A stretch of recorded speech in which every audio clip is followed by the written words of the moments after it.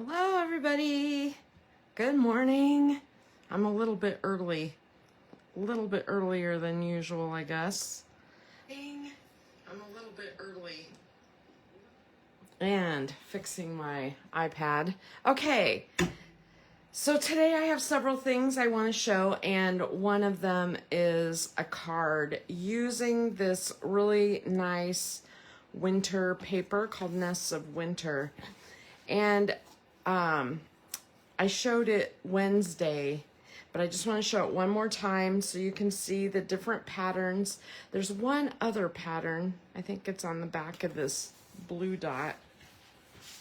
It's more of a, I would say, almost Christmassy looking birds. So there's ones without the greenery and ones with the greenery. But on the back is that cool blue. It's like, you know, the back side is totally usable if you're not into birds.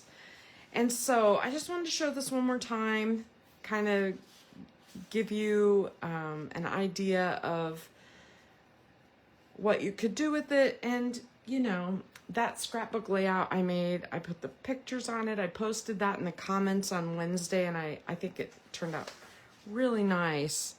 I like this paper too. This is my second pack of this paper. I don't usually buy 2 packs of paper. As you know, I like to use it up and get it out.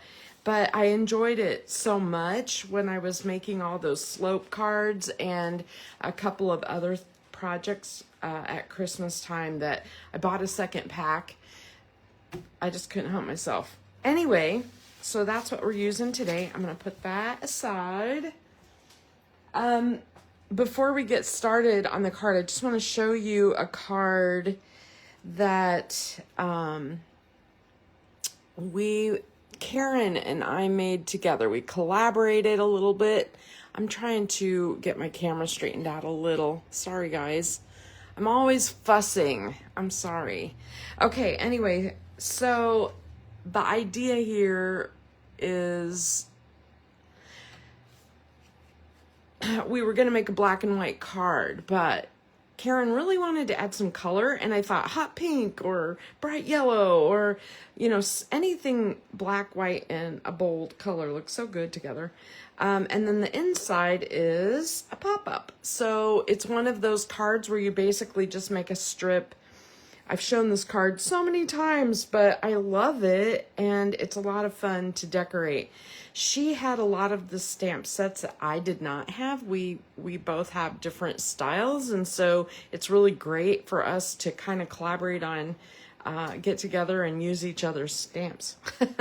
So she had there's like some, I think they're called spring borders or something like that, but she had the border stamps, and used my postage set and made these little squares, left a little spot for a little message, and I just thought that was a really sweet card. She did that for a swap, and of course the little bees were my addition. I love them. And then she popped over yesterday and she brought one in that is completely black and white and left this part blank so that I could mess with it any way that I want. And then look what she did to the inside. Ah, wow. It's a wow. I mean, it's striking that black and white with the bold graphics. And this may be a retired set. I don't recall that one. The paper, I remember from when I first started, so it might be in I'm not sure where that's at. I'm sorry. But, you know, any black and white paper, any black and white stark contrast to a card, look how stunning that is. And she was thinking using the little bee, you know, the bee set on the front would be really cute. And I thought, I think it just needs a message. And it's done. Look how beautiful. I just love it. Anyway, I just wanted to show you those. And today we're going to make a card that's gone viral all over the internet. The different demonstrators are showing it everywhere, to the point where I have no idea who came up with it first. I have seen it on YouTube's all over. I've seen it everywhere. Anyways, so I'm calling it a pop-up diorama. I don't know what it's called, but it looks like a diorama to me because it has these areas that are popped up where you could tuck things behind it and make them, you know, come out of the card. And yet it all folds down into an A2 envelope. Hello, that's awesome. So this is perfect for sending to somebody. I was thinking, wouldn't it be cool to have, you know, a big birthday cake on the front, or, you know, gosh, balloons, confetti, I don't know, anything birthday would be really nice. The blueberries are a Stampin' Up set. Karen thought was still active, but I can't find it on the site, so it might be retired. You may have, I wanted fruit because I used that fruit paper. Can you see it in there? It's so sweet. And I just thought it was kind of a fun card. And so this is the back side of the paper. And then I just colored the blueberries with markers, and I put shimmer pen on it, although I'm sure you can't see the shimmer pen. It's very shimmery, the blueberries, but hard to see that on camera. Anyway, so that is the card we're making. The message on here, wishing you a happy day, is from that Link Together set that we used, you know, to make the Valentine looking cards. And so I just thought I'd show you that. And then the other, I want my decoration. I was going to use the Winterly Treetops birds, but instead what I did was I cut out the birds from the paper using the die. So you'll see that. And then I wanted a branch. And so this Delightful Wishes has this really nice floral set, which we're going to use. And on the back, when you look at the dies, it has this really great branch. And so this is one of my favorite die sets that Stampin' Up has had since I started as a demonstrator, because I love layering. You don't have to have stamps at all. You could just buy the dies and not stamp at all if you don't want to. Because you have a background floral with a detail floral. You have small florals with other details that you can layer. You have that cool one that I showed you, has like open, leaves like an open weave kind of thing. The word wishing, that's layered. And it also works with that stamp. But I just think I bought it all because, you know, wanted it all. Of course I did. Okay, so let's talk about this diorama card. I made a template, and you guys know that I'm big on templates. And so here's the instructions if you need to do a screenshot of that. I'm going to hold it up. I'm going to leave it there for a second so that you can take a screenshot or jot it down on a piece of paper, right? I'm just going to leave it like that. And I know it looks like, oh, words, lots of words and numbers, but it'll all make sense to you once I show you the parts. So basically you need a 4 1/4 by 5 3/8 base. So there is, that looks bigger than 5 3/8. I don't know what I'm doing here. Let me just cut this down to 5 3/8. I know that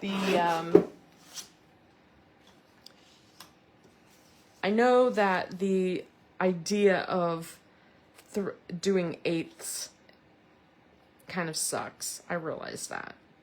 So, all right, so there's my base. And then you need 2 strips. I have one. That are 7 inches long. Hold on a minute. I know I have another one sitting here in front of me somewhere. All right, well, I'm just going to cut new strips because I don't know what I did with it. I was all ready. I had everything in a pile here. So we need 2 strips, 1 1/4 by 7, and I'm going to cut that 1 1/4. There's one, and I'm off camera cutting my strips off of my paper. Now I need them 7 inches long. Okay. Good enough. All right, so I have 2 strips. So basically, this card is mostly all about the scoring because it's really simple to put together. You can see it goes together like that. It's not that hard. That's all the parts and pieces you need other than decoration. So we're going to get to the scoring. And so what I did on my instructions is I said on the base, you score it 3/4 inch from each end. And then the strips, you have 4 scores that you need to make on each strip. That's it. So I'm going to get out my scoreboard. And my camera's a little zoomed in today so that you can see what I'm doing. And so let me just move things up so that they're on screen. Okay, so I'm going to put my 4 1/4 by 5 3/8 inch cardstock on here. And you want a score 3/4 inch from each end. Now, since this is 3/8, it is hard to do 3/4 and count backwards. So what I do is I go to 3/4 and then I flip it around and do 3/4. Okay, don't make this harder than it needs to be. All right, and then basically this just kind of folds, and then this will be the back base of your card. Now, one thing that I did do on this one, I did on a couple of the cards, I cut these to, you know, like 2.5 inches, and then I did all the scoring, and then I just sliced it so I wouldn't have to do 2 scores, but whatever. First score we want is 1 1/4. 1 1/4. No, I'm wrong. Oh, what am I doing? Hold on a minute. Gotta do it over. I'm just gonna keep going because I screwed up. Let me put my scores right there. 3/4. What am I doing? I don't know what I'm doing. 3/4. The next one is 2 1/2. The next one is 4 1/2. And the next one is 6 1/4. All right. Now I can put my scoreboard away. It'll work. I'm just dumb. Okay, so with these, you're gonna bend them back, back, back, and back. I gotta do the right one. Back, back, back, back. All right, back, back, back, back. In other words, we're making a bunch of mountains, right? And then we need to do a little bit of decorating. So I have my little tray of things I want to use. And the first thing we need to do before we assemble the card is we need to put something in this center. And you can put anything that you want. I love this paper, this like kind of birch wood grain paper, but I didn't have a full enough sheet of it, and I didn't want to cut a whole sheet down for this little 3 1/2 by 4 area. So I'm gonna layer it. I know it sounds a little crazy, but some of these patterns are busy enough that you can layer the images on top of each other and you can't really see the seam. And especially in this card where it's kind of in the background anyway, it's not on the forefront. So I'm just gonna put it like that. Okay. Do you see? Now, if I show it, like if the light catches it, you can see the seam. But just looking at it, I think it looks fine. Like, I don't think the average person getting this card would have a clue that, you know, there's a seam there, that I did that. And if they did, whatever. Okay, now this part, this will go top and bottom. And my decoration is primarily going to be in the center, so it's not going to show as much. So I like these four to be the same. You know what I mean? These four sections to have the same pattern. And then these two to have the same. And you can do the same on all of them, or you could do none, honestly. Okay, so I'm going to lay this back out. And what I did was I grabbed that beautiful flannel paper, and several of these flannel papers go really well with this bird paper. Look at that gray, tannish brown, the blues. Almost all of them go with something in the collection. So this flannel kind of appealed to me a little bit, and so I made some flannel. Now these are just 1-inch strips, and then they're cut down. The edges are like 1.5. These pieces right here, and I just cut like pieces down to 1-inch strips. And look at the back. The back would work too. It looks kind of cool. We could do that.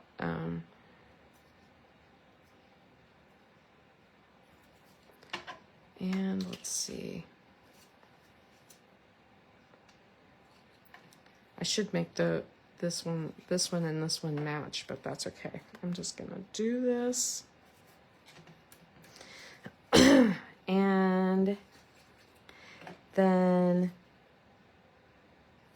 I just think that looks really nice. And then the center, you can use, I could use the wood grain again. I could use this. I think I'll use the wood grain though, because the way I'm going to decorate it, it is sideways, but that's okay. It'll mostly, this center one mostly gets covered up.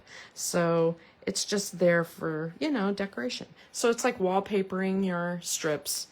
1-inch strips, 1.5, 1.75, 3/4, and 1.5. So these four, 1.5. This one, 1 3/4. Now, when you might have noticed in this card, I have some blue inside on these parts that show, and they really add to the card. I mean, they're stunning, right? So if you leave it white, I mean, you can leave it white, but I was like, I think I need a little something. And so I decided to use this cool blue geometric and put this on here because it does add to the card. It hardly shows. So if you don't get it straight and if it's not a perfect fit or whatever, it doesn't matter. But I just did 1/2-inch strips here. And the card, since the card is a 4 1/4-inch card, all of these are 4 inches. Does that make sense? 4-inch patterns. So this one's like 3.5 and this one's 1/2-inch. And see how I got it crooked? Won't even show. All right, so to put the actual card together, there's a top and a bottom, and you want to glue the flap to the back, not to the inside, because then it'll show. You want it on the outside. And so what I'm going to do is I'm going to put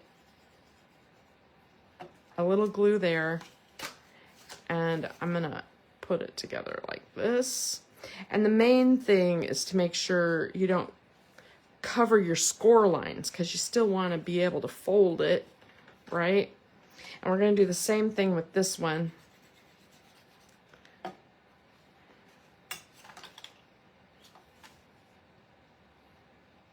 You just want to be able to, you don't want to make it where it won't fold. All right, so there's our card, and it'll wrap around, and we're going to do the same thing to the other side. Now, you'll notice that your card will go flat because that's how we put it in the envelope, right? So these last two flaps are super easy. Just smash it all down and put your glue on and just fold it over. All right. And then look at that. Ah, isn't that neat? Now, to decorate, you can do a lot of things. Like here, I just used a big image and die cut it out and put it on the front. I think it looks great, just like that. So if you have things like that, that's great. But I kind of cut out these birds, and I wanted to put that on the front, but not much of it would be attached if I didn't have something behind it, and it doesn't stand out very much. So I was thinking a circle or something like that would look really nice.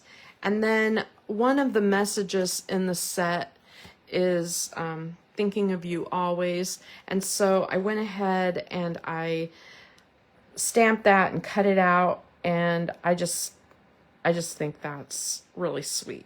So I could just make that it, but I really wanted to use that branch. So I cut a branch, and I want to be able to kind of have it go from the inside over here to the outside over here. And so before I put any of this stuff on, I'm going to set that aside. I need to make my branch, okay? All right, let's get the card out of the way and let's do this. So what I did is, I was going to do this off camera, and then I was like, no, I better show it. So I die cut some of the little centers of the flowers in charcoal gray, like a dark gray. And then I had a scrap of this paper. After you cut out the birds and stuff, sometimes you have all these little weird scraps like this. And I thought this would be really cool to use as the flowers, and it will coordinate, with the paper. But see how bright it is compared to my flannel? It's a little greeny blue. So I want to darken it up. I could use a navy blue or a darker blue, but I thought maybe gray, because it has a gray tone. I'm going to give this a whirl. I may not like it. So I have my gray, and I have my blending brush, and I'm just going to put some ink on my brush. And I don't want gobs of ink because I don't want to make it all gray. But what I want to do is I just want to splotch some color here and there so that when I cut out my flowers, I don't want them to be gray necessarily, right? I just want them to be multicolored, like dimensional looking a little bit. So I'm just gonna, now when I cut out my flowers, you can see they won't be quite so bright, and they'll have some like mottled tones, right? So let me get out. Now I'm using my Empress Mini, which has a magnetic mat. I love it so much. And what's nice is that once it's where it's supposed to be, it kind of stays there, upside down, shake it around. And I cut into my magnet instead of into my cutting plates. And I do that because the magnet sheet is a lot cheaper to replace than the cutting plates. And so otherwise, there are people who, you know, will cut up into their magnet or into their cutting plate. I just don't. All right, so I'm just arranging that. I'm going to run this through my machine. Now, this machine is really cool. It's an electric machine. You can probably hear it in the background running. And it cuts amazing, okay? And so I looked online because every time I show that machine, I get people asking me where I got it, how much was it, etc. There you go. And so I just want to let you know, Anna Griffin on her, it's an Anna Griffin machine, and on her site, she has a sale right now, and it's like $130. And I think it has free shipping too, so. All right, I'm just gonna grab a scrap paper because I don't wanna I can get glue on my glass mat and it doesn't hurt a darn thing. But I do want to, you know, use some glue. I know I'm gonna make a mess. That's just how it is. Let's see. All right, so I'm going to take the flowers and I'm just going to figure out how I want them put on here. And I think I want this one here. And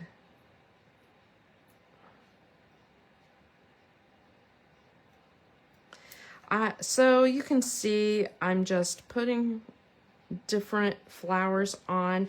I think this one probably won't show. I think it may end up tucked behind the circle if I put the circle on. We'll see. All right, so let me lift that just so I make sure it's not glued to my paper. There we go.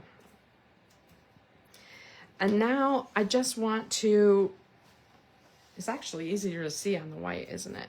Okay, now I just want to put some centers on some of these flowers. So I'm just going to kind of pop some centers on. And you don't have to do this. I just thought it was nice contrast to have. I mean, it's not like these flowers are any particular kind of flower. And I'm kind of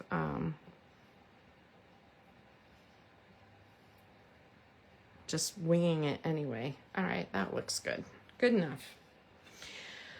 All right, so I have these weird looking flowers that don't look like any kind of flower I've ever seen. But I'm gonna add, because I love to add, I'm gonna take my Jelly Roll pen and I'm just going to dot in the center of the flowers. I think adding the white kind of helps.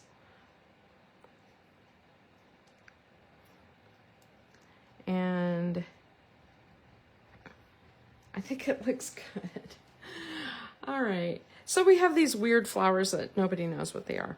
That's okay. I want to glue this stem on the inside and this stem on the outside. And the main thing I'm thinking about here is I want it to be able to fit on my envelope. And when it pops up, I want it to be able to pop. I don't want to make it so that if this is too snugged up, it won't pop because, you know, it'll mess up my flowers arrangements. So do I want the outside? I think I want this on the inside. So I'm going to just put a little glue there and put it on the inside. Hold it for just a second. And then I just want to tack it in place up here. I don't need it all glued down because it's going to be floating. And you could use clear acrylic or packaging or something even to make things hang down. Like if you were going to do a birthday card with balloons, it would be really cool to, you know, have things hanging in there. Huh? Isn't it pretty? I love it. All right, so now we have our circle.